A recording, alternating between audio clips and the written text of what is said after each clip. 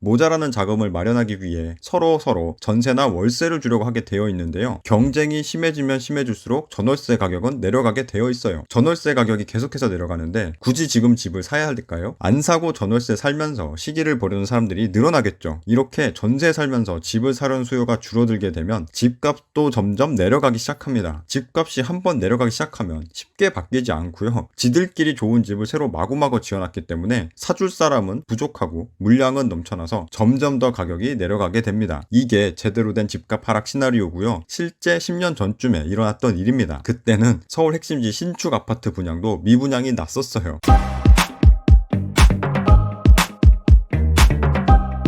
컴하이 시청자 여러분 안녕하세요. 부동산 얘기하는 30억 만든 흑수저 건마입니다. 인터넷을 보다 보면 부동산 관련 다양한 기사들을 접하게 되죠. 이번에 볼 기사는 무주택자들 호소, 내 집 마련 꿈 허망해졌고 전 월세 허리 휜다 라는 기사인데요. 파이낸셜 뉴스에서 올라온 기사고요. 김도우 기자님이 올린 기사 내용입니다. 무주택자 시민단체인 집값 정상화 시민행동이 대선 후보들에게 집값 전월세 내리고 주거권을 보장하라고 촉구했다. 우리나라가 공산국가인가요? 국가가 집값을 정하는 게 아니기 때문에 누군가가 대통령이 되더라도 마음대로 집값이나 전월세 가격을 내릴 수가 없는데 이분들은 어떤 거를 기대하는 걸까요? 자유민주주의 국가에서 대통령이 될 후보들에게 제대로 얘기를 하려면 부동산 정책을 제대로 펴서 집값이 안정될 수 있게 해주세요 라고 얘기해야 맞는 거 아닐까요? 이렇게 얘기하지 않고 더 강하게 얘기하는 이유는 이분들의 속마음에는 그 정도로는 성에 안 차니까 그러는 거예요. 주거권을 보장하라고 선의로 포장해서 얘기는 하지만 결론은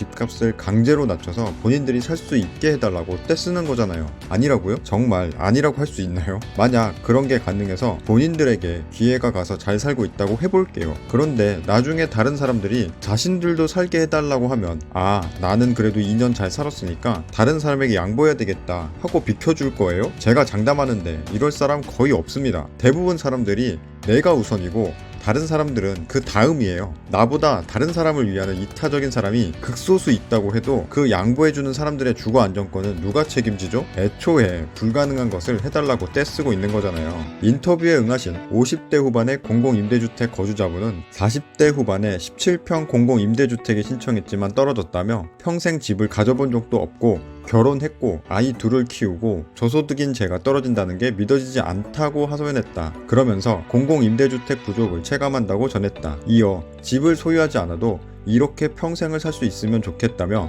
거주의 공간으로서 부동산 가치를 재평가했다라고 하네요. 이분이 당시 공공임대주택에 왜 떨어졌을까요? 세상이 불공정해서? 아니에요. 이분이 공공임대주택에 떨어진 이유는 그냥 공공임대주택 신청 조건에 더 부합한 사람들이 훨씬 많았기 때문에 떨어진 거예요. 사람들이 살고 싶어하는 곳에 많은 사람이 신청하는 곳에 본인도 신청을 했으니까 그래서 경쟁에서 밀린 거예요. 그러면 이분이 말하는 대로 공공임대 물량이 부족했기 때문에 경쟁률이 높은 거 아니냐고 생각할 수 있지만 그것도 아닙니다. 대통령이 직접 방문하고 호평까지 한 동탄 임대주택은 그 이후로 9개월이 지났음에도 불구하고 공실이었고요. 이전 기간까지 합치면 1년 6개월 넘게 공실이었거든요. 공공임대가 부족하다면 왜 공실이 나나요? 이유는 간단합니다. 공공임대가 비어있는 곳도 있지만 그곳에서는 사람들이 살고 싶어하지 않기 때문에 공실이 나는 거고요. 경쟁이 치열한 곳은 사람들이 살고 싶어하기 때문에 경쟁이 치열하니까 들어가기 어려워지는 거예요. 그렇다면 사람들이 살고 싶어하는 지역에 공공임대를 많이 지으면 될 것 아니냐 하실 텐데요. 거기는 다른 사람들도 살고 싶어하기 때문에 이미 많은 집이 지어져 있어서 더 지을 곳이 없습니다.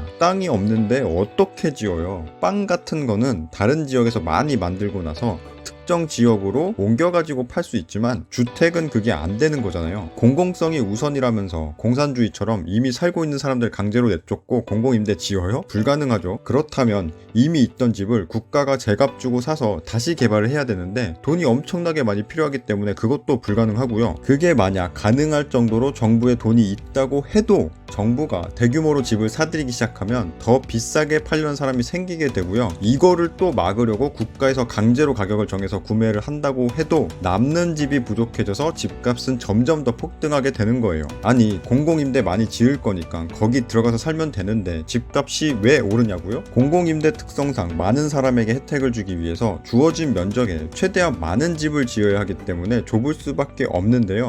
처음에야 좁은 데서 산다고 하더라도 가족도 생기고 인원수도 늘어나게 되면 지금보다 넓은 곳을 원하게 됩니다. 결혼 안 하고 혼자 산다고 하더라도 사람은 일하면서 점점 자본이 쌓이게 되면 보다 넓은 곳을 원하게 되어 있어요. 돈 많은 연예인들 보세요. 혼자서 겁나게 좋고 넓은 집에 살잖아요. 그걸 보면 너무나 잘할 수 있는 거죠. 누구나 가지고 있는 돈이 더 늘어나게 되면 자연스럽게 지금보다 더 좋은 삶을 원하게 됩니다. 그런데 사람들이 살고 싶어하는 곳에 공공임대를 많이 지어 놓으면 기존에 있는 넓은 아파트들의 숫자가 부족해지니 경쟁이 치열해지게 되고요. 가격이 오를 수밖에 없어요. 공공임대가 늘어나면 늘어날수록 사람들이 살고 싶어하는 수준의 주택의 숫자는 줄어들 수밖에 없고요. 주택의 숫자가 적으면 적을수록 돈이 많은 사람들끼리 경쟁하다가 가격이 치솟게 되고요. 결국 초고소득자들만의 리그로 넘어가서 일반 시민들은 도저히 쳐다도 못 보게 바뀌는 겁니다. 이미 강남이 그러고 있죠.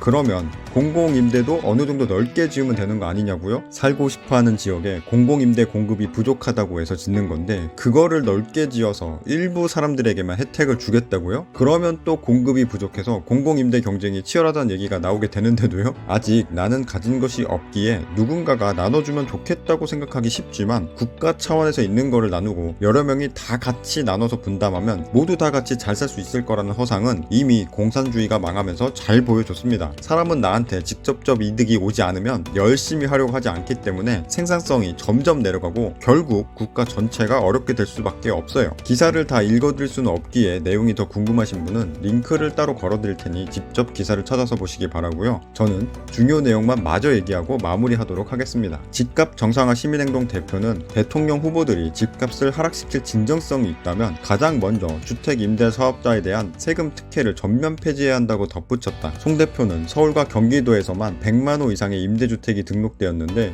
이 주택의 대부분이 재산세, 종부세와 양도세 100% 감면이란 특혜를 누리고 있다고 질타했다. 이 세금 특혜를 폐지하면 서울과 경기도에서만 100만 채 주택이 매도로 나와서 집값이 정상 수준으로 하락할 것이다. 이어 임대차 3법이 시행된 지 2년이 경과하는 올해 7월 31일 이후에 전월세가 폭등할 것이 예상된다며 무주택 가구들이 살고 있는 집에서 쫓겨나지 않도록 하기 위해서는 모든 전월세 계약에 5% 상한제를 적용하도록 법을 신속하게 개정해야 한다고 강조했다고 하는데요. 또 국가가 나서서 강제적으로 뭘 해야 한다는 공산주의적 사고가 나왔네요. 모든 전월세 계약에 5% 상한제, 이게 가능할까요? 만약에 이분이 원하는 대로 모든 전월세 계약에 5% 상한제를 적용하게 되면 집주인이 그 집을 가지고 있으면서 다른 사람에게 빌려줄 때의 이득이 지금보다 많아질까요? 적어질까요? 이득이 줄어드는 건 기정사실인데요. 이득이 적어지면 적어질수록 그거를 하려는 사람이 줄어들게 되어 있습니다. 집을 빌려주려는 사람이 줄어들게 되면 결국 집을 빌려야 되는 사람들끼리 경쟁을 할 수밖에 없게 되고 전월세 가격이 더 폭등하게 되는 거예요. 그러기 전에 집주인들이 너도 나도 집을 팔 테니 집값이 더 싸지게 되고 그러면 집값이 안정되니까 괜찮다고요? 당연히 더 이상 이득이 없다고 판단해서 팔려는 사람도 있겠지만 5%만 올릴 수 있게 되었다고 하더라도 한참 예전에 살았던 사람들에게는 별 상관이 없으니까 계속 가지고 있는 사람들도 있어서 집값이 많은 사람들이 원하는 대로 드라마틱하게 내려가지도 않을 거고요. 조금 내려간다 하더라도 지금 당장 여력이 되는 사람들만 그 집을 살 수 있게 되고요. 그런 물량조차 전부 빠지게 되면요. 새로 집을 구해야 되는 젊은 층은 나중에 집을 구할 수 없게 되고요. 얼마 없는 전월세 집을 서로 구하려다가 점점 더 비싸지게 되는 거예요. 이런 것도 모르고 세상을 자기 기준에서 너무 1차원적으로만 보니까 이런 말도 안 되는 생각과 요구를 하게 되는 거고요. 이런 논리로 부동산 정책을 짜니까 지금처럼 미친 집값 폭등이 일어나는 겁니다. 그러면 도대체 어떻게 해야 되냐고요? 일단은 자본주의 사회에서 집값이 안 오를 수는 없습니다. 못 오르게 막는 것 자체가 나라가 망하기 전에는 불가능해요. 그러니까 집값이 오르는 건 당연하다고 인정을 해야 됩니다. 이게 가장 처음에 해야 될 일이고요. 그리고 집값이 더 오를 거라고 판단한 돈을 가진 사람들이 지들끼리 집 마구마구 지으라고 해주면 돼요. 그렇게 하면 당연히 지들끼리 사고 팔고 새로 만들고 하기 때문에 처음에는 집값이 오릅니다. 그러면 좋다고 지들끼리 더 사고 부시고 새로 짓고 마구마구 할 거예요. 그러면서 점점 모자라는 자금을 마련하기 위해 서로